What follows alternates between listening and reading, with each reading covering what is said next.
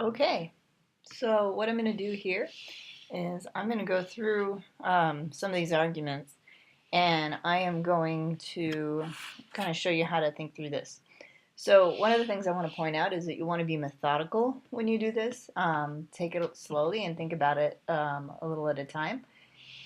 And be sure to read everything very carefully. So this is the first argument, and what I'm going to do is I'm going to read through it, and I'm going to look for reasons and conclusions, and I'm going to use the reason and conclusion markers to figure out what's a reason, what's a conclusion, and what's neither. Okay, so there is nothing wrong with prostitution because, okay, because, that's a good sign, right? So because is a reason marker. And what's the reason? That's what they're giving me here. There is nothing wrong with consensual sexual and economic interactions between adults. That's their reason. And in this case, when you have a reason marker, because, the conclusion comes before because. So they're saying that there is nothing wrong with prostitution. And their reason is because there is nothing wrong with consensual sexual and economic interactions between adults. So, moving on, it says moreover. So that would imply they're adding another reason. Since. So since is a reason marker.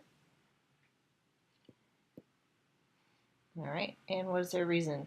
There is no difference between a man who goes on a blind date with a woman, buys her dinner, and then has sex with her, and a man who simply pays a woman for sex. So that's their second reason, and it actually goes back to this first conclusion, right, because of the moreover. And then the rest of this says that is another reason for why there is nothing wrong with prostitution. So this is just a piece of redundant information that's telling us what we already know from the markers. And we also don't need this in our argument. So let's take this, clean it up, and just look at the reasons and conclusions. All right, so conclusion, there's nothing wrong with prostitution. Reason, there's nothing wrong with consensual sexual and economic interactions between adults. Reason, there's no difference between a man who goes on a blind date with a woman, buys her dinner, and then has sex with her, and a man who simply pays a woman for sex. So this is the argument. There's two reasons, one conclusion, and these are both reasons for the same conclusion. So all we need to do to put this in standard form is we need to order it. So this is reason number one and reason number two. And so the reasons go before conclusions. So this would be number three. So would we write this as there's nothing wrong with consensual sexual and economic interactions, there's no difference. And then the last one, because it's a conclusion, we're going to add a conclusion marker, therefore, and we're going to say which reasons it comes from. So in this case, from reasons 1 and 2, and they're both separate reasons. They don't build on each other. So that's the first one. So let's go on to the second argument. It's a little bit more complicated than the first argument.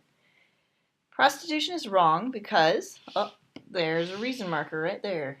Because, there's my reason. So, what's my reason? It involves women who have typically been sexually abused as children. So that's my reason. And the conclusion is right in front of it. Prostitution is wrong. All right. And then the next sentence is interesting. We know that most of these women have been abused from multiple surveys done with women who have worked in prostitution and that show a high percentage of self-reported sexual abuse as children. So what I'm seeing here is this is a reason, right? But the reason marker is not as obvious. So the reason marker is actually kind of this long phrase here. We know that most of these women have been abused from. All right, so if you think about this, what it's saying is this is why we know this. So this is actually the conclusion that this statement is a reason for. So how do we know? How can we make the claim that prostitution involves women who have typically been sexually abused as children? We can make this claim. We know this because of these surveys. So these surveys done with women who have worked in prostitution that show this. Okay, so cleaning this up a bit, we've got a conclusion, we've got a statement that's both a reason and a conclusion, and we have a reason. All right? And I just wanted to point out, it's a lot of you paraphrase things. You want to avoid paraphrasing, but you can rework wording if it doesn't make sense alone. So if a statement, you're pulling it out and it no longer makes sense, you can reword things a little bit. So what I might do here is change this from it to prostitution to make it a little more clear. And some of the wording in here is a little confusing, so I would probably reword and get something like this. So again, change this, make it a little more clear. All right, so now we have to order these. So reasons go before conclusions. There's only one thing that's a reason by itself, this one. And then this is the reason for this conclusion, so this would be next. And this is the last conclusion because this is a reason. Number 2 is a reason for number 3. All right, and there we go. And since this is a conclusion, we have therefore and where it came from. And this is also a conclusion, we have therefore and where it came from. So we're going to do one more, and then I'm going to leave the rest for you to do on your own. There was someone in this cabin recently because there was warm water in the tea kettle, and because there was wood still smoldering in the fireplace. But the person couldn't have been Tim because Tim has been with me the whole time. Therefore, there must be someone else in these woods. All right, so we go back to our trusty reasons and conclusions. There was someone in this cabin recently because, here we go, because, and our reason is there was warm water in the tea kettle, and that is a reason for this conclusion. There was someone in this cabin. So conclusion, reason, and because another marker, and indicates that it's for the same conclusion. So, and because there was wood still smoldering in the fireplace. So these two reasons support this conclusion.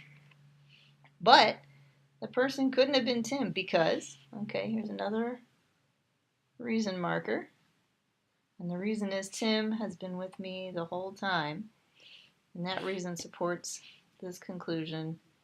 The person couldn't have been Tim. Right, so that supports this conclusion. Therefore, well, here's a conclusion marker.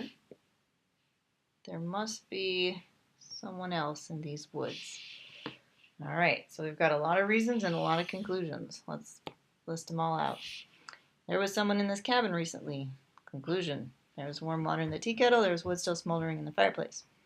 But the person couldn't have been Tim. Tim has been with me the whole time. There must be someone else in these woods. Okay, so reasons go before conclusions. So I'm going to start with this reason. And then this one. They support this conclusion. And then this reason needs to be next, because this supports this one, which leaves this as the last statement. So then we reorder it to show this. And then what we do last is we include our therefores. And actually there should be a therefore here. All right, so you can see that this conclusion came from these two reasons. All right, and this comes from Tim has been with him the whole time. And this one, recently, someone was in the cabin, and Tim recently was with me. So I know these two things mean that he wasn't the one in the cabin. And because he wasn't the one in the cabin, there must be someone else in these woods. So that actually comes from this. Okay, so again, the trick is really closely read the argument, look for the markers, and then take out the phrases with the markers, separate reasons and conclusions, reorder them so the reasons are before the conclusions, and make sure you mark which reasons support which conclusions and which are conclusions using conclusion markers. And that's basically what it takes to put things in standard form.